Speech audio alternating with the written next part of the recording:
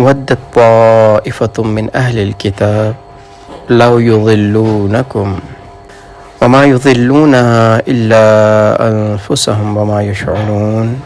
ودت اور چاہتا ہے، طائفہ ایک گروہ، ایک جماعت، من اہل الکتاب اہل کتاب میں سے، لو کاش، یضلونکم وہ گمراہ کر دیں تمہیں، وما اور نہیں، یضلون وہ گمراہ کرتے، الا مگر، انفسہم اپنے آپ کو، وما یشعرون اور وہ شعور نہیں رکھتے، عقل نہیں رکھتے، وہ سمجھتے نہیں ہیں.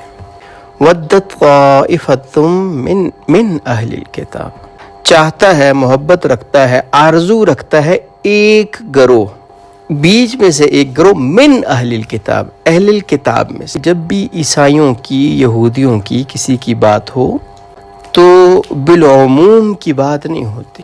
جنرلی کچھ چیزیں ایسی ہیں تو بالعموم ہوتی ہیں، اور کچھ چیزیں خاص طور پہ کچھ برائیاں، کچھ اچھائیاں ایسی ہوتی ہیں جو ہر ایک کے اندر نہیں ہوتی، بلکہ کچھ لوگ ہوتے ہیں، ایک گروہ ہوتا ہے جو کہ اچھا ہوتا ہے بہت، یا بہت برا ہوتا ہے، یا کسی ایک کا ٹارگٹ ڈیفرنٹ ہوتا ہے. اور یہ مذہب کے علاوہ ہر جگہ کے اوپر، ہر لسانی میں، ہر قسم کی قومیت میں، ہر چیزوں میں یہ پایا جاتا ہے. تو اللہ نے یہاں پہ من لگا کے بتایا کہ سب کے سب اہل کتاب ضروری نہیں کہ ایسے ہو، بلکہ ان میں سے ایک گروہ ہے. طائفہ کہتے ہیں گروہ کو، لیکن طائفہ، طاف، جس طرح ہم جو اس کا روٹ ورڈ ہے اسی سے نکلا ہے طواف بھی. طواف کا کیا مطلب ہوتا ہے؟ گول چکر لگانا. اسی طریقے سے جو ہوتے ہیں نا یہ گارڈز جن کو ہم کہتے ہیں، جو یہ کسی چیز کی حفاظت کرنے والے تھے، ان کو بھی اسی طریقے سے طوافون یا اس طرح کی چیز کہتے ہیں. تو طائفہ میں ایک جو چیز ہے نا وہ ہے حرکت. دیکھیں طواف جب کوئی کرتا ہے، کعبہ کے گرد طواف کرتا ہے تو وہ حرکت میں ہوتا ہے، وہ مسلسل حرکت کر رہا ہوتا ہے. تو طائفہ سے مراد، کیونکہ عربی میں اور قرآن میں بھی گروہ کے لیے، جماعت کے لیے مختلف الفاظ استعمال ہوئے ہیں، بٹ طائفہ ہے نا، یہ جب استعمال ہو تو اس کا مطلب ہوگا ایسا گروہ جو سرگرم ہے، یعنی جو کہ متحرک ہے، جو کوشش کر رہا ہے، محنت کر رہا ہے، جس نے اپنی جان لگائی ہوئی ہے.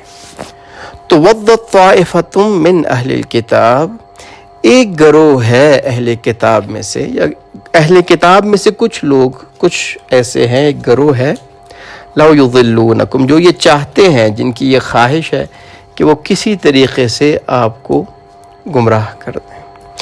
اس کے لیے وہ مختلف سکیمز بھی سوچتے ہیں، اس کے لیے وہ مختلف چیزیں بھی کرتے ہیں، اس کے لیے وہ مختلف پرابلمز بھی لے کے آتے ہیں، اور ان کا مقصد یہی ہے، اور وہ اس کے اندر بہت ایکٹیو ہیں، بہت متحرک ہیں. لیکن اس ایک کی بنیاد کے اوپر پوری کمیونٹی کو ہم نہیں کہہ سکتے. اہل کتاب سے ایک ہم مراد لیتے ہیں جن کے پاس کتاب ہے، یہودی اور عیسائی.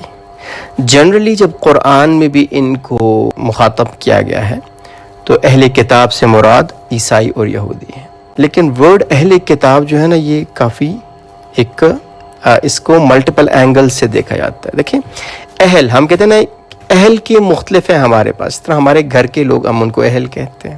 کوئی کسی قابل ہو، ہم کہتے ہیں جی یہ اس چیز کا اہل ہے، یہ ڈیزرو کرتا ہے اس چیز کو. اہل الکتاب ایسے لوگ جو کتاب والے ہیں. اہل الکتاب سے ایک مراد وہ بھی ہے کہ وہ لوگ جو کتاب کو سمجھنے کے اہل ہیں، وہ لوگ جو کتاب والے کہلانے کے مستحق ہیں، اہل ہیں، کہ ایسے لوگ جو کتاب کو جانتے ہیں اور اس کے باوجود وہ کیا چاہتے ہیں، لو یضلونکم تمہیں گمراہ کر دیں، تمہیں گمراہی والے رستے پہ لے جائیں. یہ وہ لوگ ہیں جو جانتے ہیں کہ یہ آپ کو گمراہ کرنا چاہتے ہیں.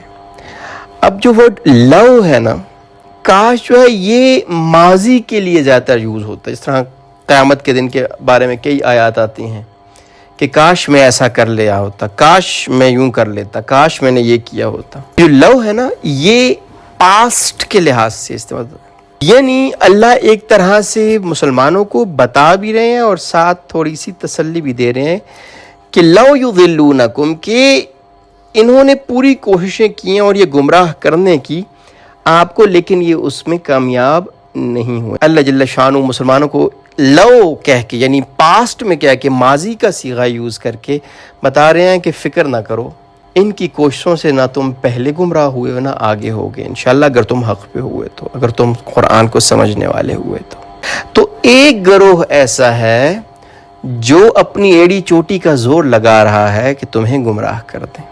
جتنے بھی عیسائی ہیں یا جتنے بھی یہودی ہیں، وہ سارے کے سارے اوور آل اس کے اندر نہیں آ رہے ہیں، کیونکہ اللہ نے اہل کتاب کی ہی قرآن میں انہی کے بارے میں یہ بھی بتایا ہوا ہے کہ اہل کتاب میں سے تو ایسے بھی ہیں کہ جب وہ قرآن کو سنتے ہیں، اللہ کی کتاب کو سنتے ہیں، آیات کو سنتے ہیں، تو آپ دیکھتے ہیں ان کی آنکھوں سے آنسو بہہ رہے ہوتے ہیں اور وہ سجدوں میں گر جاتے ہیں اپنی ٹھوڑیوں کے بل۔